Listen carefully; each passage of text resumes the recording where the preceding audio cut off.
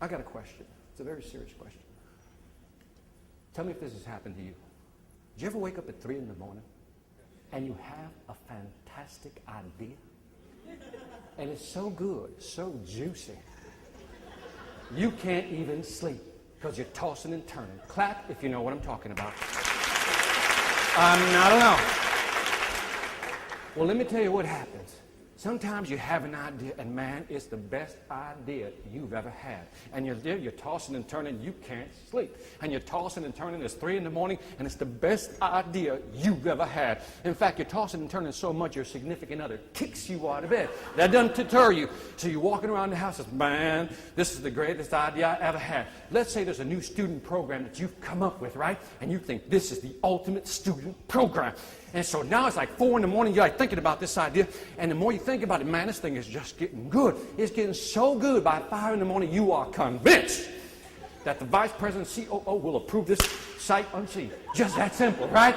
By 7, 8 o'clock, this idea is so good, you commit that sucker to paper. You have one of those Jerry Maguire moments where you have to write the manifesto, right? You sit down and you write it all out, and then you print it, and you're like, man, and you read it, and you're like, this is the best idea I've ever had. And you just, man, you cannot wait to get to your campus to find somebody to share this information. And you're driving there, you finally get there, you're all wired up, and you can't wait to show it to somebody. Sure enough, one of your colleagues show up, and what happens? Man, you run over there. Look, man, I had this idea last night. And then all of a sudden, you're like, your energy level's up here, your enthusiasm's up here, you're like, okay, let me explain it to you. So you start explaining, right? And you're like, man, and you see, and then at that very moment you go, what do you think? And at that very moment, the dream killer has shown up. Clap if you know what I'm talking about. Because what happens is, when you pump that idea, you're like waiting for, that big response. And what I've noticed about dream killers, they just won't stab your idea. Oh, no. What they do is they chop it down slowly right in front of you. And so what happens is, like, you present the idea, what do you think? Dream killer's response, I mean, it sounds like a good idea. And you're like, you feel your enthusiasm waning a little bit, but you're not going to give up. Say, no, you're not understanding. Let me describe it to you. And then you just go Puerto Rican on them. You just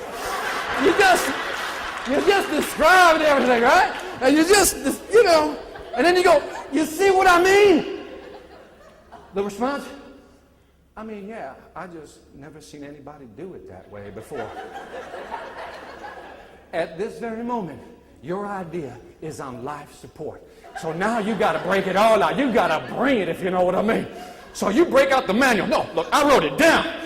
PowerPoint, right? And then you just, you do a COO on them. You see what I mean? And then finally, guess what? You go, do you finally get it? Then the dream killer responds. The final stab, the twisting of the knife, to kill the idea. They say something like this.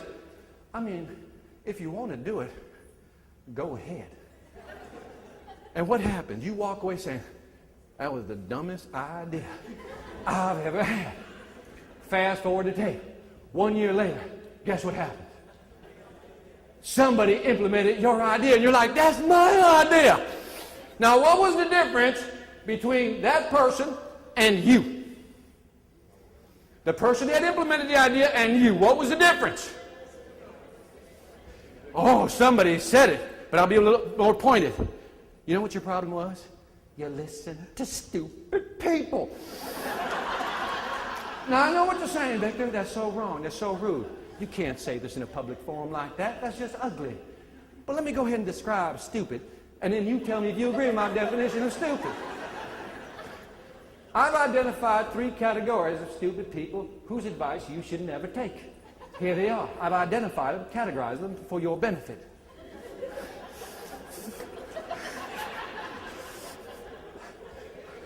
This very moment, Jody's saying, I can't believe I booked the guy. All right.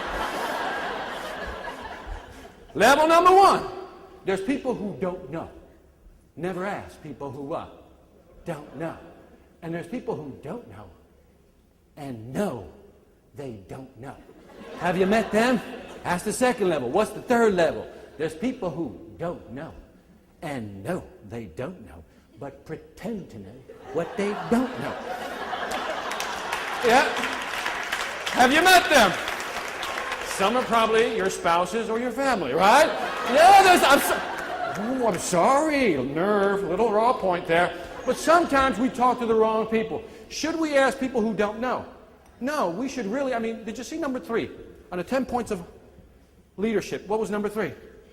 Creativity. Boy, you passed A for you. A, it was what? Creativity. How to be creative, come up with different ideas and present them to management. Take them to people who can actually evaluate those ideas.